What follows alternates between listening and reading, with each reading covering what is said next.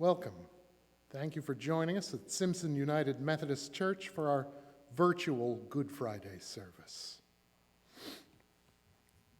We begin with readings from the book of Luke, starting with the 66th verse of the 22nd chapter. I'll run through the 25th verse of the 23rd chapter and then skip forward to the 32nd verse of the 23rd chapter and finish out from there. At daybreak, the council of the elders of the people, both the chief priests and the teachers of the law, met together, and Jesus was led before them. "If you are the Messiah," they said to him, "tell us." Jesus answered, if I tell you, you will not believe me. And if I asked you, you would not answer. But from now on, the Son of Man will be seated at the right hand of mighty God. And they all asked, "Are you then the Son of God?" He replied, "You say that I am." Then they said, "Why do we need any more testimony? We have heard it from his own lips." Then the whole assembly rose and led him off to Pilate, and they began to accuse him, saying, "We have found this man subverting our nation. He opposes payment of taxes to Caesar and claims to be Messiah, a king." So Pilate asked Jesus, "Are you the king of the Jews?" "You have said so," Jesus replied. Then Pilate announced to the chief priests and the crowd, "I find no basis for a charge against this man." But they insisted, "He stirs up the people all over Judea by his teaching. He started in Galilee, and he has come all the way here." On hearing this, Pilate asked if he was a Galilean. When he learned that Jesus was under Herod's jurisdiction, he sent him to Herod, who was also in Jerusalem at that time. When Herod saw Jesus, he was greatly pleased because for a long time he had been wanting to see him. From what he had heard about him, he hoped to see him perform some sort of sign. He plied him with many questions, but Jesus gave him no answer. The chief priests and the teachers of the law were standing there vehemently accusing him. Then Herod and his soldiers ridiculed and mocked him. Dressing him in an elegant robe, they sent him back to Pilate. That day, Herod and Pilate became friends. Before this, they had been enemies. Pilate called together the chief priests, the rulers, and the people and said to them, "You brought me this man as one who is inciting the people to rebellion. I have examined him in your presence and have found no basis for your charges against him. Neither has Herod, for he has sent him back to us. As you can see, he has done nothing to deserve death. Therefore I will have him beaten and then release him." But the whole crowd shouted, "Away with this man! Release Barabbas to us!" Barabbas had been thrown into prison for an insurrection in the city and for murder. Pilate appealed to them again, but they kept shouting, "Crucify him! Crucify him!" For the third time he spoke to them. "Why? What crime has this man committed? I have found in him no grounds for the death penalty. Therefore I will have him beaten and then release him." But with loud shouts they insistently demanded that he be crucified, and their shouts prevailed. So Pilate decided to grant their demand. He released the man who had been thrown into prison for insurrection and murder, the one they asked for, and surrendered Jesus to their will. 2 other men, both criminals, were also led out with him to be executed. When they came to the place called the Skull, they crucified him there, along with the criminals, one on his right and the other on his left. Jesus said, "Father, forgive them, for they do not know what they are doing." And they divided up his clothes by casting lots. The people stood watching, and the rulers even sneered at him. They said, "He saved others. Let him save himself if he is God's Messiah, the chosen one." The soldiers also came and mocked him. They offered him wine vinegar and said, "If you are the king of the Jews, save yourself." There was a written notice above him which read, "This is the King of the Jews." One of the criminals who hung there hurled insults at him. "Aren't you the Messiah? Save yourself and us." But the other criminal rebuked him. "Don't you fear God," he said, "since you are under the same sentence? We are punished justly, for we are getting what our deeds deserve. But this man has done nothing wrong." Then he said, "Jesus, remember me when you come into your kingdom." Jesus answered him, "Truly I tell you, today you will be with me in paradise." It was now about noon, and darkness came over the whole land until 3 p.m, for the sun stopped shining, and the curtain of the temple was torn in two. Jesus called out with a loud voice, "Father, into your hands I commit my spirit." When he had said this, he breathed his last. This is the word of God for the people of God. Thanks be to God.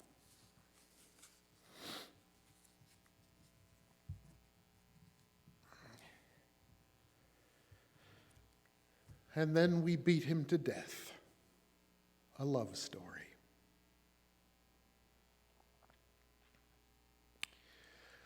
I'm not sure how many of the Jewish priests who started the process that ended in Jesus' crucifixion really honestly went into it expecting him to die. Things escalated, to be sure, but I doubt they thought on Thursday night that they were going to see him crucified on Friday afternoon. All they had to do was run. That's what they wanted, really, was for him to back down, because that was the only way for them to win. I would assume that's what the Sanhedrin expected when they drug him in before them.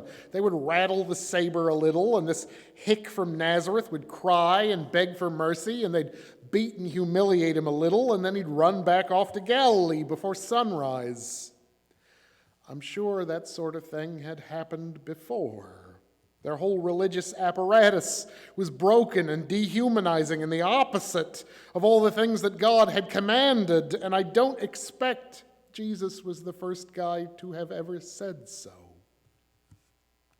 He had embarrassed them when the crowds were around, sure, and I don't think they had expected that. But they seemed confident that as soon as they get him on his own, they can put the, excuse the expression, fear of God into him, and that would be the end of it. The people would forget that they had treated his arrival in the city like the triumph of an all-conquering king, and life would go back to normal. This was not the first guy in history, or even just in the first century, to show up and be called the Mashiach, the Messiah, after all. They thought they knew what he was. It does not make a lot of sense to pay Judas a big pile of money, 30 silver coins, to point out a guy who was always easy to find, unless they thought he was the kind of man they expected him to be. They expected him to hide from them, to run away from them, so that they would need a fink.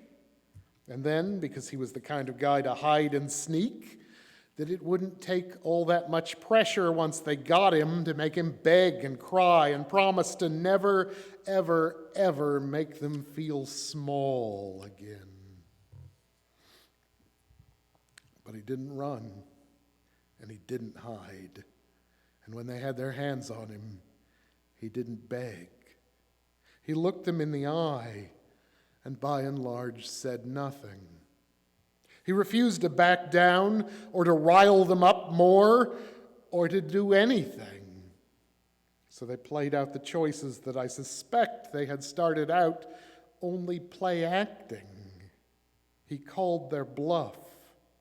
He forced them to choose, and consequently to have to face the choice they themselves were really honestly making in that moment. And for that matter, they aren't really prepared to escalate things. The only thing that they can get him to say at all is to say, "Yes, it turns out I'm God." But that's not a criminal offense in the eyes of the Roman Empire. There were Romans, particularly in the eastern half of the empire, where things are a little woollier, claiming to be gods sort of regularly. At the worst, in the eyes of the Romans, that makes him kind of eccentric. So they have to get some dudes to pretend that he said he was planning to rebel against Rome. Really? By himself? If all they wanted was to kill him, and they had the guts to do it, they could have just stabbed him during the night and dumped his body in an alleyway. All his friends have already run off anyway. Who would know or particularly care about some rube from the sticks getting apparently robbed and murdered overnight in the big city? It's like at every moment they thought, okay, now he's going to break down and blubber and beg and promise to do what we say. But Jesus never did.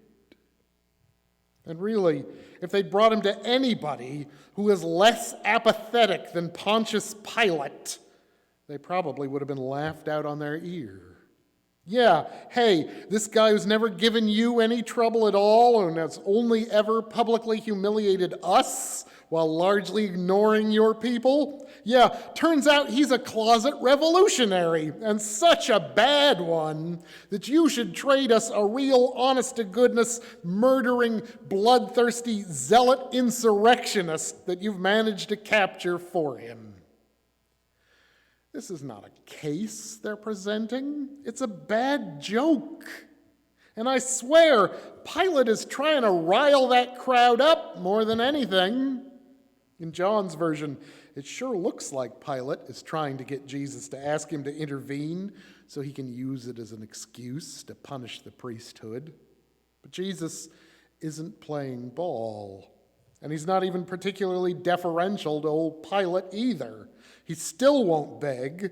He won't do it for Herod either, who just wants magic tricks.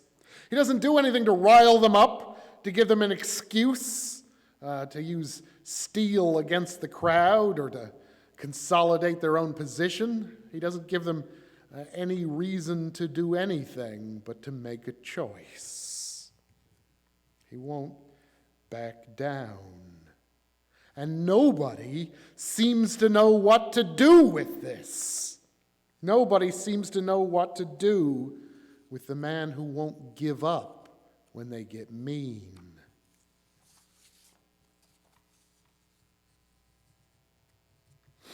Listen to me, church. It was never about appeasing the wrath of God.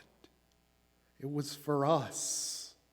It was always for us. It was love, to show us what love was and how very much we weren't living it. To show us how much God meant it when God said covenant. And to show us the mess that we had made out of ourselves by forcing us to take the responsibility and make the choices.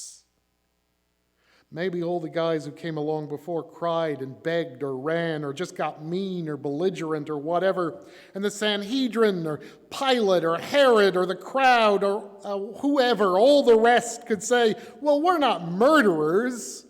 We're just shrewd. All this death talk and saber rattling is proving what they are, not what we are. But then came a man who wouldn't run and wouldn't beg. Threats that had always worked before didn't work this time. And suddenly it turns out, yeah, they were murderers all along. Now they were the kind of people who kill someone for being inconveniently right. There's no showy condemnation. Jesus doesn't yell at anybody. He doesn't take the opportunity to rub it in when they turn out to be horrible and broken. He looks them in the eye and lets them see what they are. It's love. Gang, this is a love story. Jesus is God. He is emphatically not their equal. They have no business being looked in the eye by God. By refusing to surrender his own humanity or dignity, Jesus also underlines theirs. I have the power to choose, and I have chosen, he seems to say. I love you so much, I am giving you that same power. So now you choose, and I will accept your choice. It sounds insane. But love has no room for coercion or lies. Jesus looks them in the eye, and it is frustrating for them because it's not what they expect. But this is because they don't understand what he is or what love is. He looks them in the eye. Judas Iscariot, Joseph ben Caiaphas, Pontius Pilate, Herod Antipas. He looks them in the eye as though to say, I love you. Look at what you're doing. Look at who I am. I love you. You are free to choose. I believe in you. I want you to do what you know is right, what points back to God. I want you to choose love. But I won't stop you, whatever you choose. I love you. Your choices matter. You are free.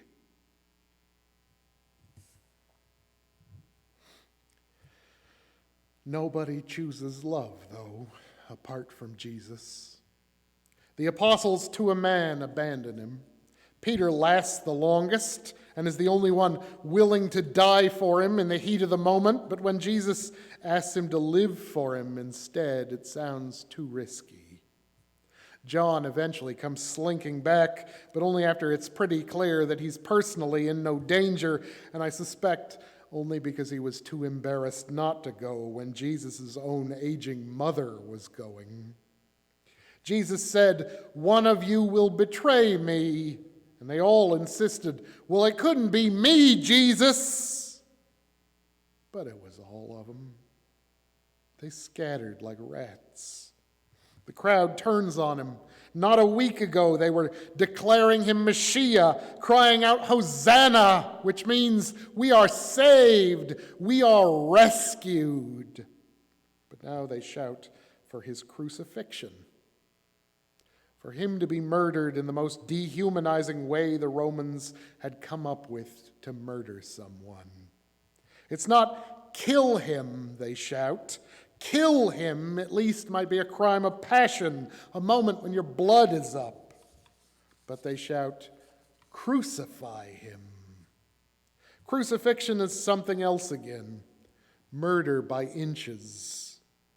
They've gone from "Blessed is he who comes in the name of the Lord" to "You are not even worthy of an execution we would give to someone we consider a terrible person." It has to be one for those that the state wants to be reduced to not people. And of course, the Sanhedrin and Pilate and Herod all pass him around like he was made out of bees. "You could have saved yourself from this," they all seem to want to say. "This is your fault, but you aren't worth my time. You're making me pass you along up the chain by refusing to just give up and back down." The Sanhedrin pass him to Pilate. Pilate passes him to Herod. Herod passes him back, and Pilate washes his hands like a little prissy princess and tells the crowd it's really all their responsibility. "It's not on me, you guys. I don't want to make the choice." And each of them says the same thing effectively. "Murder him or don't. I don't care. I don't care enough to save him or to do the deed myself. He is beneath me." He looked them all in the eye. "I love you," he said without saying it. I suspect no one met his eyes for long that day. So he let them do it. He let them beat him and spit on him and scourge him and mock him injure him and insult him and debase him and batter him. He let them do it, and he prays for them while they're doing it. Father, forgive them. They don't know what they are yet. They can't see it yet. But after all, he had come in part to show them. He came so they could see, and he was prepared to pay any price to save them from the horror that they had made of themselves. He kept telling them he loved them every step of the way by letting them choose. And so every step of the way was made more horrid, more wretched, more violent and terrible, because the thing they could not stand above all was for him to love them. They wanted him to just break. And they could say that this proved they weren't murderers all along. He was a fraud, and now everyone could see. But he wouldn't break. He looked them in the eye. I have chosen. I love you. You are free, and you too must choose. What else could have made them so relentlessly savage? Why else the mockery, the insults, the spittle, and all the posturing? Why else the fine robes and the crown of thorns and the little sign that says, King of the Jews? Why the savagery of both the beating and the crucifixion? If they just wanted to kill him, they could have done it easily and long ago, but instead, it's this long, agonizing slog. He wouldn't break. He wouldn't give up. He wouldn't back down, so they just tried harder. Break him, and they could pretend that this was anything but what it was, that they were anything but what they were. But he wouldn't break. He looked them in the eyes. In doing it, he said that he loved them and that everyone involved had to choose. It was love that did it. And all around him, everyone seems to get desperate and violent and angry. They beat him. And he loved the men whose fists flecked with his blood. They spat on him. And he loved the men whose spittle ran down his face. They scourged him, and he loved the men with the whips and the canes that took strips of flesh from his back. They jeered at him, and he loved them as the insults passed their lips.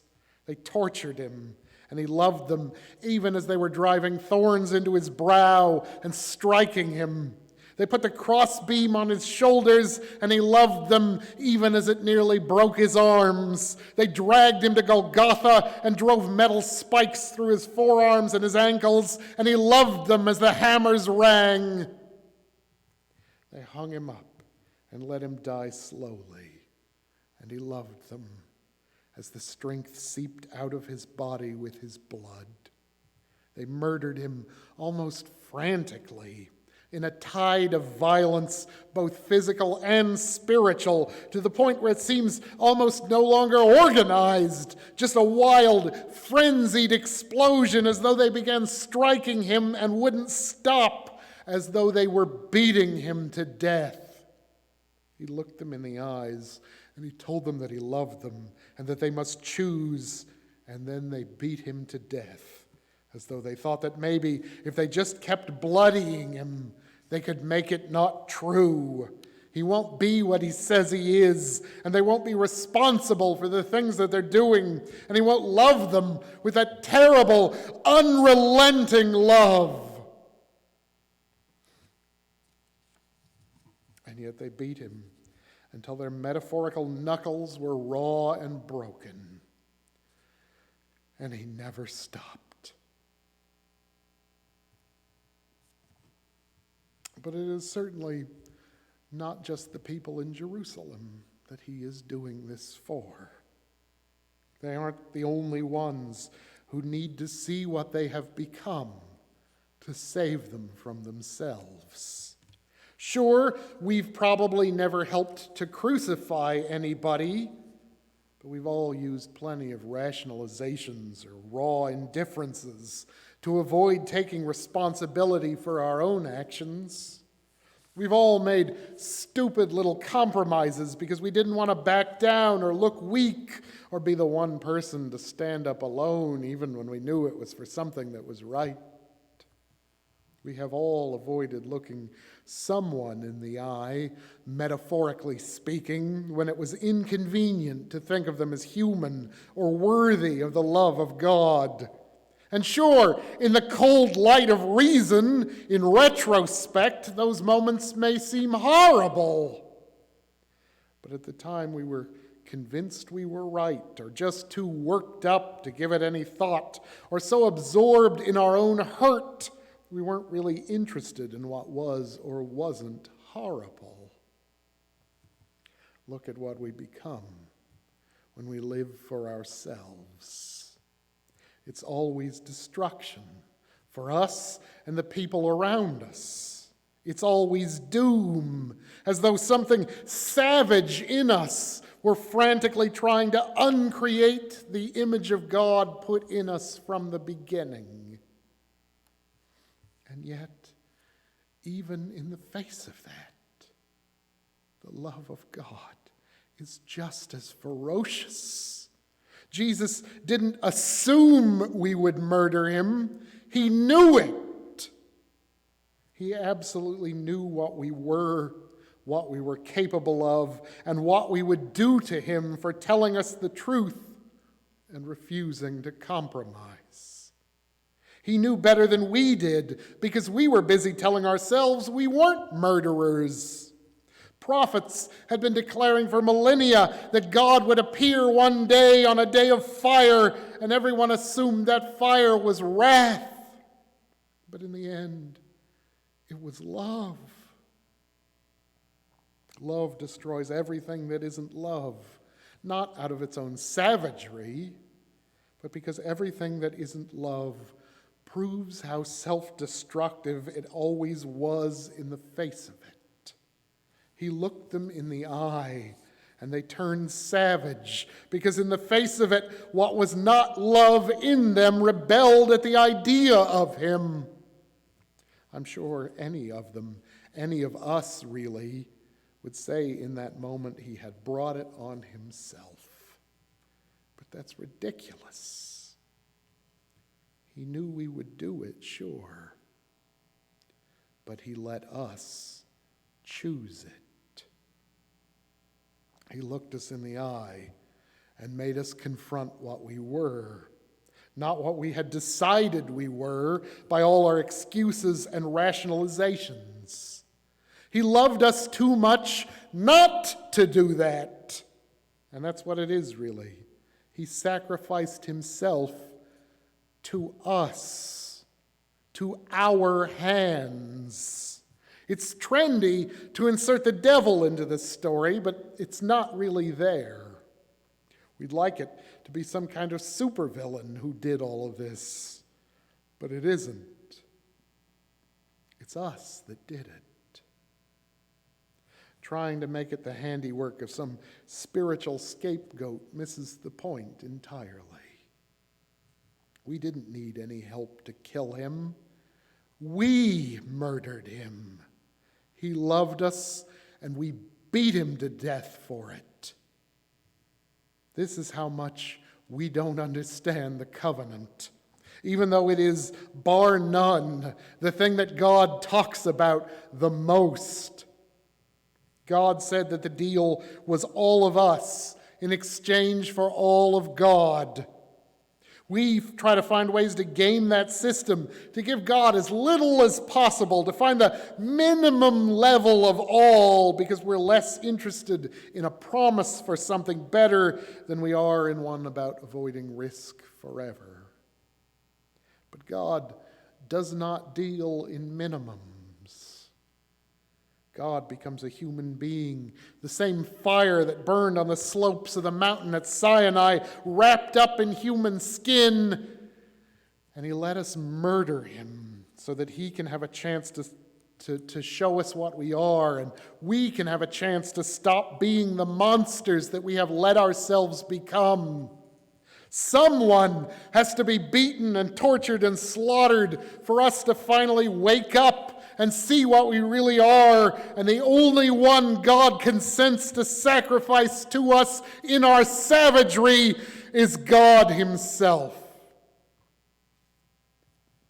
And we say that the covenant is all of us for all of God. This is what all means.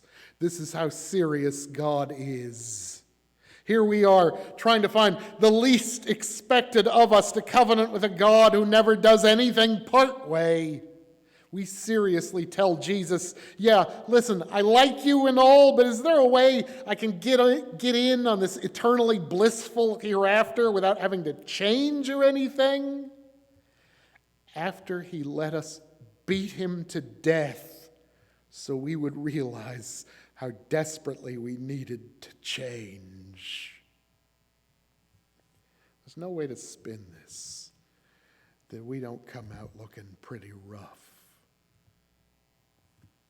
And yet, in spite of what we have made of ourselves, he sees who we are under the filth of our terrible choices.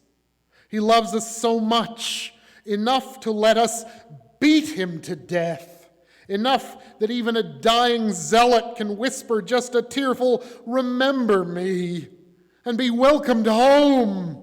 Even though while we are driving what are essentially railroad spikes into his arms and ankles, he can pray, "It's okay. They just don't understand.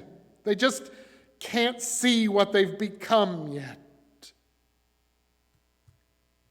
In the face of his unrelenting, unyielding, uncompromising love, we get more and more savage, more and more violent, more and more cruel. It's not enough just to kill him.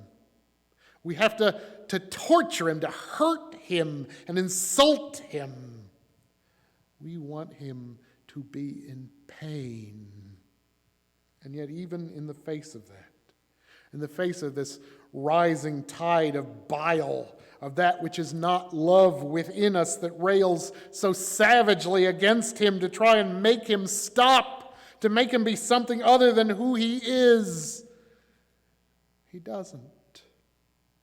He looked us in the eye, showed us what he was, showed us that he would treat us as though we were his equals, as love must do, even though we clearly had no business being treated as his equal.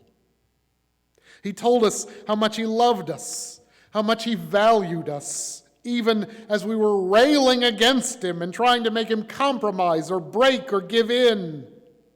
He showed us how much he made us free as we used that freedom to murder him by inches. But he never compromised. He never broke, and he never gave in. He met our eyes the whole way. I love you. You are free, but that means you must choose.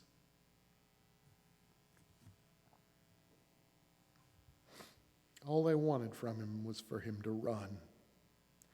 And that's usually what we want from him too. For him to back down and make this whole covenant business, this whole love thing, maybe not so important anymore.